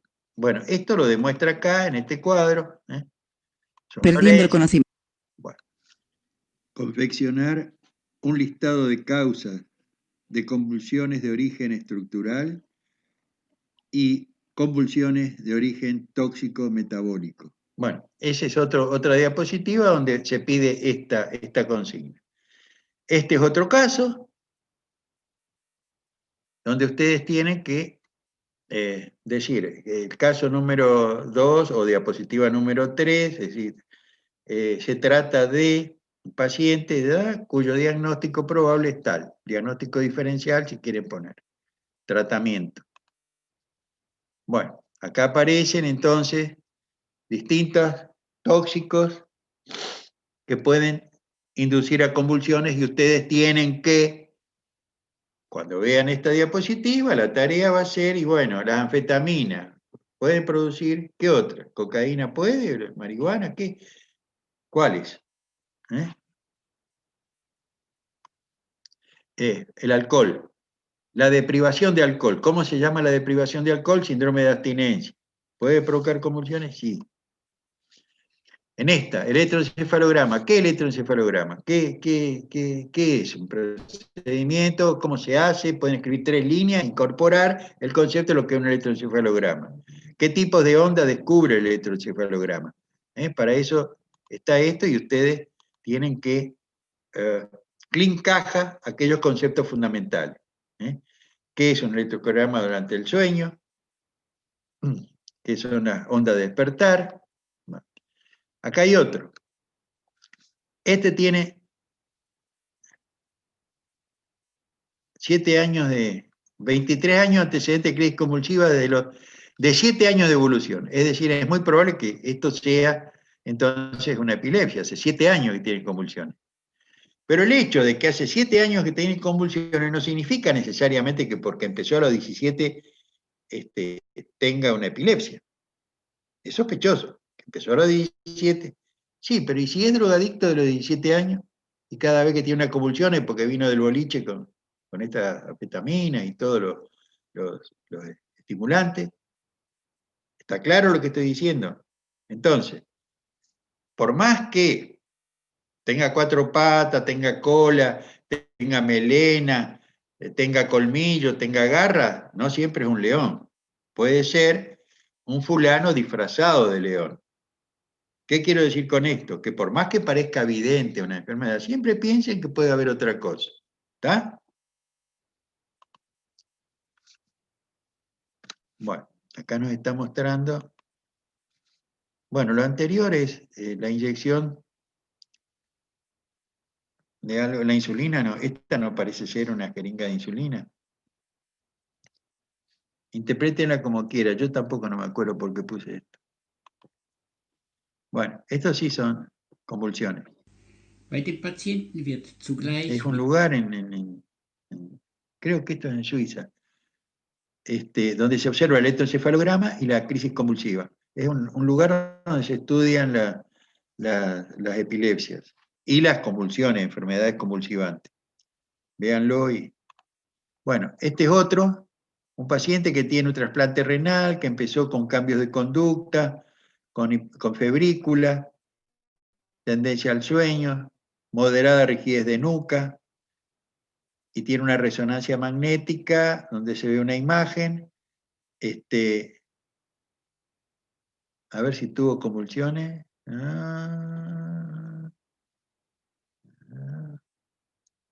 Función lumbar. Bueno, entonces se trata de un paciente con un trasplante renal. Después del trasplante renal seguramente está tomando inmunosupresores. Tiene febrícula, tiene cambio de conducta, tendencia al sueño, moderada rigidez de nuca, se le hace una resonancia. Entonces, tenemos que pensar que esto, hay una pista que nos dice de qué puede tratarse. ¿Cuál sería la pista? ¿Rigidez de nuca? ¿Qué le parece? Meningitis. Claro, la ligera rigidez de nuca. Esto nos está dando la posibilidad de una irritación meningitis. ¿Está? Entonces yo tengo que pensar que la somnolencia, la tendencia al sueño, la apatía, todo esto me está hablando de una meningoencefalitis probablemente. Y que es un paciente trasplantado que toma corticoides. Entonces tengo que pensar, digamos, que la etiología puede no ser bacteriana, puede ser micótica, por ejemplo. Tiene una resonancia donde se ve acá. ¿Por el líquido claro? Lesión. Y el líquido, no sé, ahí decía el líquido. Líquido claro. Sí, dice líquido claro. Proteínas y 50 células. Linfo. Sí. ¿Puede ser entonces, viral? O tuberculosa. La meningitis tuberculosa pueden ser a líquido claro, con predominio de linfocitos. Puede ser micótica. En general general, en los inmunosuprimidos hay que considerar la posibilidad de hongos. ¿Y esto? ¿Son platos voladores?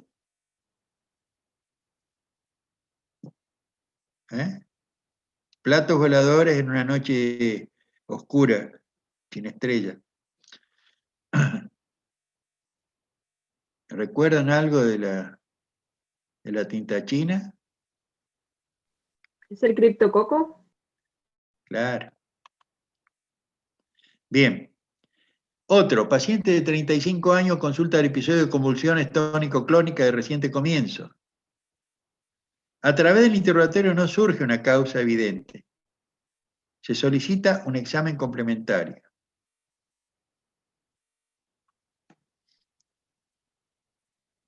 ¿35 años, comienzo reciente? ¿Qué examen complementario le pediríamos? Rápido. ¿Qué le pediría? Analítica Vamos, completa. Marina. ¿El qué? ¿Quién me Analítica dijo? completa. Analítica completa. ¿Qué es la analítica completa? ¿Para qué le pide la analítica completa? ¿Buscando qué cosa? Principalmente el ionograma. El No tenga miedo ionograma. no tenga miedo a equivocarse ahora, porque si usted la semana que viene o la otra, seguro que va a aprobar el choice, seguro, pero tiene que dar oral, y yo le hago esta pregunta, y usted me dice analítica completa, yo le digo, bueno, nos vemos en otro momento. ¿Por qué? Porque no pensó. A ver, ¿qué es lo primero que, con todo lo que yo dije hasta ahora, qué es lo primero que debe llamar la atención ahí en ese caso? Con lo que dije hasta ahora. La edad. La edad, señores, 35 años. ¿Cuándo fue la primera convulsión? Reciente. Ahora, este año. ¿Y qué dijimos? Cuando un paciente, digamos, a los 35 años tiene una convulsión por primera vez, ¿qué debemos buscar? Lo primero que debemos buscar. Algo estructural, algo orgánico. Entonces, lo primero que tenemos que pedir es una tomografía o una resonancia. Porque si usted dice analítica completa, ¿qué es una analítica completa? Si el tipo, digamos, cada vez que chupa se le aparece una convulsión y está mamado. En la analítica completa, ¿usted cree que el laboratorio le va a hacer una alcoholemia? No. O, digamos, es un adicto a la insulina y se pincha con insulina y tiene convulsiones por hipoglucemia. No, pues. Entonces, si él tiene varios episodios de convulsiones tónico-clónicas que se recupera, yo siempre tengo que pensar, cuando una convulsión empieza después de los 20 años, que eso es orgánico. Es lo más probable que sea orgánico. Y tengo que pedir como examen complementario una TAC. ¿Está? Bien. Porque dice que a través del interrogatorio no surge una causa etiológica evidente. Si esto no fuera orgánico y fuera metabólico o tóxico, en el interrogatorio yo tengo que encontrar si es un diabético, si es un alcoholista. ¿Está? Si el interrogatorio no me da nada a él cuando se recupera de la convulsión y pasa del coma posictal y no tiene ninguna causa metabólica ni tóxica, o el familiar que lo está acompañando dice, mire, no sé, empezó con esto, hace unos meses empezó con estos cuadros. Entonces yo tengo que pedir, ¡tac! Esto es lo que debe quedar como concepto. Y mire lo que se encuentra. Quistes y zonas de quistes calcificados. Y esto es una neurocisticercosis. Y este es el paciente que le cuento, que hace unos años, estando en Salta, aparece para, digamos, un pedido de un médico que pensó entonces que podía ser algo orgánico. Y después que este muchacho lo tenía como epiléptico. Y se trató con albendazol y en 3 meses estuvo no presentó nunca más convulsiones. ¿Ah? Entonces, conducta ante una crisis. Extirpación de un gran cisticerco. Hay algunos cisticercos que toman un ventrículo y dolor de cabeza persistente. Bueno, y se hizo una cirugía, métodos endoscópicos quirúrgicos en algunos lugares especializados y se hizo, acá está el caso muy interesante de la extirpación quirúrgica del cisticerco. Bueno, episodio de convulsiones localizada, con contracción de los dedos de la mano derecha y luego afectación crónica del brazo se generaliza. Bueno, esto es interesante. Las convulsiones pueden ser focalizadas y solamente quedan focalizadas en un miembro, localizadas en un miembro, o bien pueden comenzar en un miembro y después se generalizan a todo el resto de la musculatura. Y esto se conoce como marcha jacksoniana de la convulsión. Es decir, la marcha jacksoniana es una zona de irritación cortical localizada, se produce los movimientos del miembro y después se generaliza a todo el resto del cuerpo. Otras veces la convulsión es focal y queda focal. Ahora, una convulsión focal que se generaliza está indicando un foco orgánico, no metabólico, orgánico. Y cuando se generaliza, aparece la pérdida de conocimiento. Entonces, una convulsión que comenzó en un miembro y se generalizó, hay que pensar siempre en lo orgánico. Y si se piensa en lo orgánico, hay que hacer, digamos, un ataque. Y acá está. En la ataque aparece esto. Y esto nace en las meninges. Invade. Es un meningioma. El meningioma, desde el punto de vista oncológico, es benigno, pero es invasivo. Y esto puede causar hipertensión endocraniana y cuadros convulsivos. Bueno, acá van a ver entonces una localización estereotáxica del tumor y la operación. Bueno, este otro tiene una meningitis. Pero resulta que cuando se hace la tomografía aparece un absceso cerebral. Entonces, las meningitis pueden complicarse con abscesos cerebrales. La patogenia del absceso cerebral y el tratamiento antimicrobiano inicial ante la sospecha de un absceso cerebral. Y el tratamiento del absceso cerebral, como otros abscesos, se necesita un tratamiento combinado. Antibiótico más drenaje del absceso. Los abscesos en general se, digamos, evacúan, los abscesos de partes blandas al exterior, y los abscesos pueden abrirse o romperse en cavidades. Por ejemplo, el absceso pulmonar se abre la vía aérea dando lugar a una vómica. Los abscesos es muy raro piógenos, muy raro que se reabsorban. Entonces necesitan un drenaje quirúrgico, además del tratamiento antibiótico. Y acá está la historia un poco del tema de los drenajes de los abscesos cerebrales. Cómo se efectúan el drenaje de los abscesos cerebrales. Bueno, yo espero entonces que el lunes 2 tienen el examen, me dije, no, el viernes 6. De manera que todavía tenemos un práctico más, la semana que viene, el jueves que viene. ¿Está? Les pongo todo esto en la plataforma para que vayan viendo, para que vean estos casos con los otros docentes, para que puedan repasar y hablar sobre estas patologías.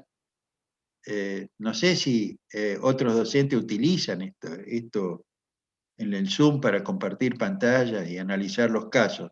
Por ejemplo, Pereira Pinto, Josi, Ani, ¿qué me dice? ¿Sí o no? Conteste, nada más, ¿sí o no? ¿Entendió la pregunta o no? Josi, Josi, Ani, Pereira Pinto. Por favor? ¿Cómo? ¿Si puedo repetir?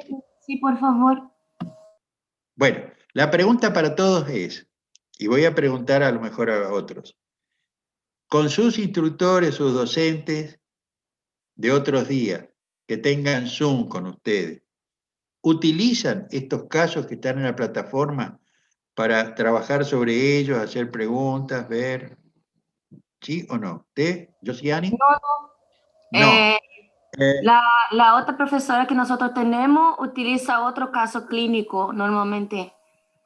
Otros casos. Otros casos, pero casos con videos, con imágenes, con cosas. ¿O texto nada más?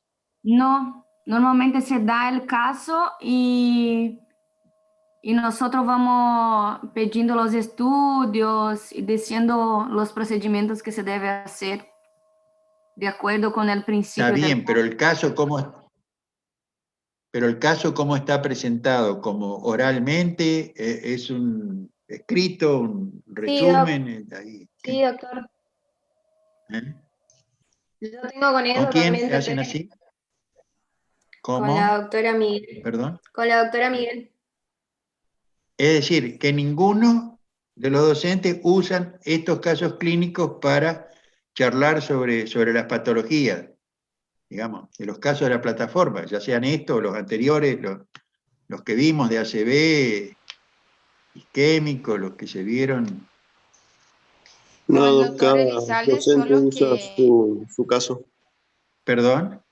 Cada docente usa su material. Su material. Bien. Sí, eso. Bueno, ¿el material suele estar ilustrado con imágenes, con videos o texto nada más? Nosotros, por ejemplo, tenemos con la doctora Miguel y son sacados de un libro y básicamente son textos y nada más, solo texto. Bueno, el problema se van a encontrar cuando yo en el oral les muestre videos, imágenes y cosas, ¿no? Porque yo no creo que se pueda ver la medicina como un texto. Este es el problema. Yo creo que hay que ver un poco de imágenes. En el hospital, cuando uno va, ve signos, hace un interrogatorio, ve radiografías, ve... Bueno, que tengan buen fin de semana, a estudiar 6 horas por día, descansar de noche, Doctor, no tomar pastillas. Yo tenía entendido que este era nuestro último práctico, que terminaban todos los prácticos esta semana. Ah, ¿terminaban esta semana? Bueno, de todas maneras, yo pregunté y me dijeron que los prácticos iban a tener, tal vez no tengan más Zoom, pero la semana que viene, ¿qué van a hacer? A estudiar. Hasta el viernes. El martes tienen un teórico. ¿Sí? Y bueno, está bien, no hay problema. Lo único que yo, esto se lo voy a poner en la plataforma. ¿Por qué? Porque tenemos que completar el programa. El programa es un poco más extenso que lo que se dio. Y en neurología y en digestivo, en el oral, yo voy a preguntar todo el programa. Y creo que los casos que hemos puesto en la plataforma exceden un poco el contenido de los teóricos. Por ejemplo, cefalea, yo voy a preguntar. Entonces, este material, para los que aprueben el escrito, va a ser tema después para preguntar en el oral. ¿Tá? Y en el oral,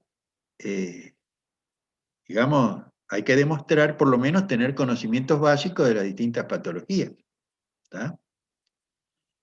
Y es muy probable que en el oral, así como en el hospital ven pacientes para dar el examen de la ERA o del final, como acá no hay pacientes, todo es virtual, los pacientes van a ser vistos en forma de ilustraciones. Les voy a mostrar, qué sé yo, no sé, por ejemplo, una marcha, y van a tener que identificarla.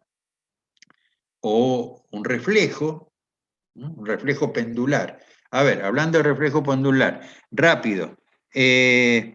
Maricel, Nora, reflejo pendular. ¿En qué patología se ve un reflejo pendular? Yo le voy a mostrar el reflejo pendular.